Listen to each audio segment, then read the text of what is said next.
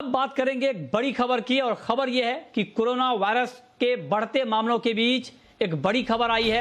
महाराष्ट्र में कोरोना के बढ़ते मामलों को देखते हुए उद्धव सरकार ने नागपुर में, जी हां, नागपुर में पूरी तरह से लॉकडाउन लगाने का ऐलान कर दिया है।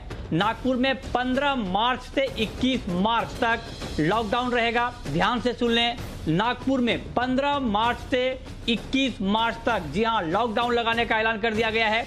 यानी किसी को भी इस दौरान बाहर निकलने की इजाजत नहीं होगी। सिर्फ जरूरी सामानों की दुकानें खुली रहेंगी।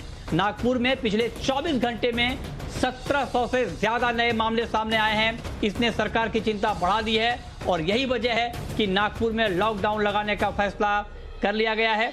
और इस खबर पर डिटेल जानकारी के साथ हमारे साथ नागपुर से जुड़ रहे हैं हमारे संवाददाता अमर काणे और मुंबई से जुड़ रहे हैं अनुराग शाह। अमर, सबसे पहले मैं आपके पास आना चाहता हूं, बताएं कि इस वक्त नागपुर के ताजा हालात क्या हैं, क्योंकि 1700 से ज्यादा मामले आए हैं। हालांकि 15 मार्च से लॉकडाउन लगाने का ऐलान किया है, लेकिन उससे पहले अभी ग्राउंड सिचुएशन वहां पर है क्या और क्या क्या चल रहा है?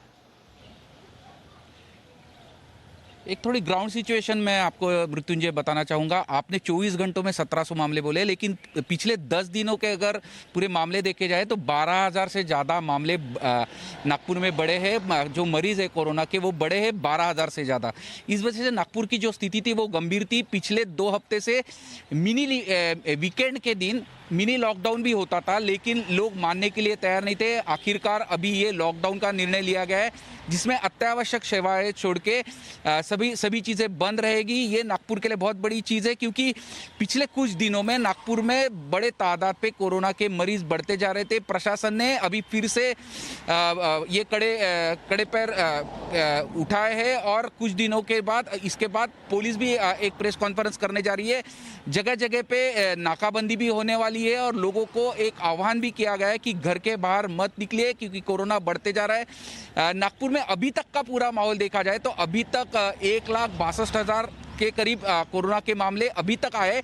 आज ही के दिन लास्ट ईयर में 11 तारीख को ही पहला मरीज मिला था और आज से 1 साल में पूरे 1,62,000 मरीज बढ़े हैं। तो उसी दूसरी जगह 4,000 से ज़्यादा मौतें हुई है। इस वजह से नागपुर में कोरोना की स्थिति थोड़ी गंभीर बनते हुए दिख रही है। अच्छा, ये आपने बहुत डिटेल सिचुएशन वहां का बताया, लेकिन एक सवाल मेरा आपसे ये होगा कि नागपुर में लॉकडाउन की खबर तो आ गई कि कंप्लीट लॉकडाउन है 15 से 21 मार्च तक, लेकिन जो लोग नागपुर से इस दौरान बाहर जाएंगे या कोई बाहर से नागपुर आएगा, मान लीजिए ट्रेन से या किसी और तरीके से अपनी गाड़ी से, उनके लिए क्या नियम शर्तें यहां पर तय की गई हैं? इसके बारे में अभी थोड़ी देर में एक गाइडलाइन भी आने वाली है। अभी पुलिस आयुक्त से भी हमारी बातचीत हुई, उन्होंने भी बताया कि जो बाहर गांव से आ रहे उनको प्रशासन की तरफ से पूरा ख्याल रखा जाएगा। इसकी एक गाइडलाइन दी जाएगी और उसी के सिवा जो जैसे बाहर गांव से कुछ लोग आ रहे हैं, उसी तरह वैक्सीनेशन प्रोग्राम भी बहुत बड़ी तादाद पे नागपुर में भी शुरू है। उसके लिए भी खास व्यवस्था की जाने वाली है और ये सब चीज़ों के लिए गाइडलाइन पूरी आने के बाद पूरा चित्र क्लियर हो सकेगा। तो आप कह रहे हैं कि इसको लेकर के गाइडलाइन आएगी और उसमें तस्वीरें और साफ होंगी। अब हम चलते हैं मुंबई, और मुंबई से हमारे संवाददाता अनुराग शाह हमारे साथ जुड़े हैं। हम आपको महाराष्ट्र के अलग अलग इलाकों की खबरें इसलिए बता रहे हैं क्योंकि महाराष्ट्र में कोरोना को लेकर के चिंताएं बहुत ज्यादा बढ़ गई हैं। अब आप इससे अंदाजा लगाइए कि जो टोटल आंकड़े आए हैं कोरोना के कल, वो 22,800 के आसपास के आंकड़े हैं, जिसमें से सिर्फ और सिर्फ महाराष्ट्र में 13,600 से ज्यादा मामले आए हैं। तो 70% से ज्यादा मामले सिर्फ महाराष्ट्र में आ रहे हैं और इसलिए महाराष्ट्र में चिंताएं लगातार बढ़ रही हैं। मुंबई से हमारे संवाददाता अनुराग शाह इस वक्त हमारे साथ जुड़े हैं। अनुराग, मुंबई में भी 1500 से ज्यादा मामले आए हैं और यहां पर भी तेज उछाल मामलों में देखा गया है। इसको लेकर क्या तैयारी चल रही है? मुंबई में इन बढ़ते आंकड़ों पर किस तरह से काबू पाया जाएगा, इसको लेकर क्या प्लानिंग चल रही है? देखिए, मुंबई में जो कल का आंकड़ा है वो 1600 का है और ये 25 अक्टूबर के बाद से सबसे बड़ा सर्ज है।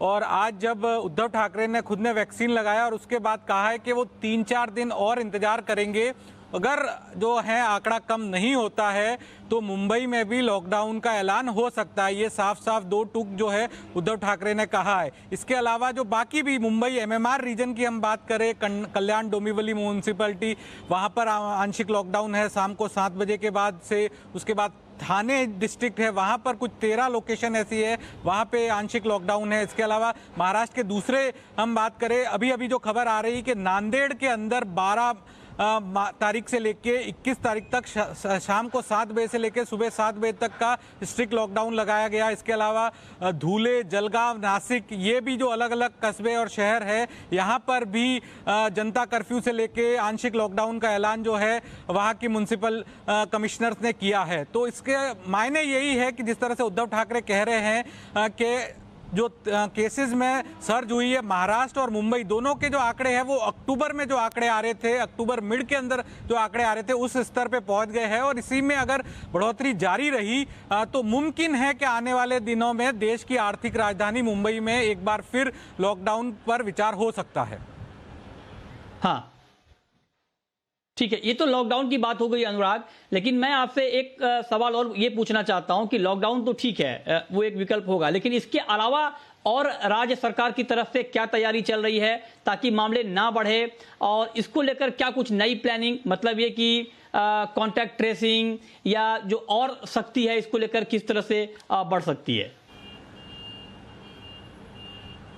देखिए, बीएमसी कमिश्नर ने कल ही कहा है कि कॉन्ट्रैक्ट ट्रेसिंग जो है वो उसमें और बढ़ोतरी कर रहे हैं। इसके अलावा जो बिल्डिंग्स को सील करने का जो कार्यक्रम चल रहा है उसमें अभी और सख्ती ली जाएगी। इसके अलावा कंटेनमेंट जोन्स है उसमें बढ़ोतरी की जाएगी। इसके अलावा एक और जो बीएमसी कमिश्नर ने कल अपने इंटरव्यू में कहा है कि अभी जो है मुंबई में करीब 40,000 लोगों को वैक्सीन प्रतिदिन दी जा रही है, और जो मुंबई के 88 प्राइवेट हॉस्पिटल्स है अगर वो 24/7 काम करते हैं तो 1 लाख लोगों को हर दिन वैक्सीन दी जा सकती है। इतनी जो क्षमता है प्राइवेट और गवर्नमेंट हॉस्पिटल्स को मिला के, तो वो भी एक प्रयास है। इसके अलावा जो बाहर से लोग आने वाले हैं वहां पे उनकी जो स्क्रीनिंग से लेके आइसोलेशन से देके वो तमाम चीजों को स्ट्रिक्ट किया जाएगा। इसके अलावा बीएमसी ने जो ऑफिसेज है वहां पर भी कहा है कि स्टेगर्ड टाइमिंग को लागू किया जाए। इसके अलावा अगर मुमकिन है तो ऑफिसेज जो है वर्क फ्रॉम होम कल्चर जो है उसमें और बढ़ोतरी करे और अपनी जो ऑफिस स्टाफ में और कटौती करे। तो ये तमाम प्रयास जो बेसिक एक तरह से माने जाते हैं कि किस तरह से जो है ओवरऑल कंटेनमेंट को कम किया जा सके, जो शुरू से ही लागू वक्त वक्त पे जो है अथॉरिटीज लागू करती रहती है। तो वही जो है वो बीएमसी का और स्टेट गवर्नमेंट का भी वही प्लान ऑफ एक्शन है। लेकिन वो इंतजार कर रहे हैं, जिस तरह से उद्धव ठाकरे ने कहा है कि अगले 3-4 दिन जो है वो काफी क्रूशियल होंगे मुंबई के संदर्भ में। ओके जी, तो ये मुंबई के ताज़ा हालात पर अनुराग डिटेल में दे रहे हैं। लेकिन आपके पास मैं आना चाहूँगा, नागपुर चलते हैं, क्योंकि नागपुर को लेकर के जिस तरह से चिंताएं बढ़ी हैं और ख़ास करके जो लॉकडाउन यहाँ पर लगाने का ऐलान किया गया है, इसके बाद लोगों के मन में और भी बहुत तरह के सवाल आ रहे हैं। तो मैं आपसे जानना चाहता हूँ कि क्या यहाँ पर जिस तरह से हालात हैं अमर, एक तो बात आपने लॉकडाउन की बताई, लेकिन मैं आपसे ये जानना चाह रहा हूं कि ग्राउंड पर और क्या तैयारी चल रही है, वैक्सीनेशन को लेकर क्या वहां पर कुछ काम और तेज हो रहा है ताकि ज्यादा से ज्यादा लोगों को वैक्सीन दी जा सके और बहुत हद तक उन लोगों को आइसोलेट किया जा सके जो लोग इसकी जद में आ सकते हैं? बिल्कुल, वैक्सीनेशन का मैं पहले बताना चाहूँगा। नागपुर में 59 वैक्सीनेशन सेंटर है, जिसमें सरकारी जो है वो 41 सरकारी सेंटर से वैक्सीनेशन बड़े तौर पर शुरू है सभी जगह। लेकिन अभी जो लोगों में जो कन्फ्यूजन था कि अभी लॉकडाउन होने के बाद वैक्सीनेशन के लिए बाहर कैसे जाएंगे, उसके बारे में लोगों को अभी तक पूरी तरीके से जानकारी नहीं है। और यही चीज़ थोड़ी देर बाद मैं जैसे बता रहा था कि गाइडलाइन आने के बाद बहुत सा पोस्टर पूरा क्लियर हो जाएगा कि किस तरह से क्या क्या चीज़ें शुरू रहेगी। लेकिन 2-3 चीज़ें जो आज के लॉकडाउन में बताई गई है कि जो प्राइवेट इंस्टीट्यूट है, प्राइवेट ऑफिसेस है, वो बंद रहेंगे। सरकारी ऑफिसेस में भी 25% तक ही लोग उपस्थित रहेंगे और कुछ उद्योग जो है वो शुरू रहने की अनुमति दी गई है। उसके सिवा जो अत्यावश्यक सेवाएं है वो शुरू रहने वाली है, बाकी की सब चीज़ें बंद रहने वाली है। और इसी हिसाब से अभी पुलिस भी पूरा एक्शन प्लान बनाने में जुटी हुई है और एक दिन के बाद ये पूरा चित्र क्लियर हो जाएगा, क्योंकि आज की 11 तारीख है और अभी 4 दिन बाकी है, तो लोगों को थोड़ी मोहलत भी मिल सकेगी इस दौरान। बहुत शुक्रिया अमर आपका और अनुराग आपका हमारे साथ जुड़ने के लिए और ग्राउंड रिपोर्ट महाराष्ट्र का बताने के लिए।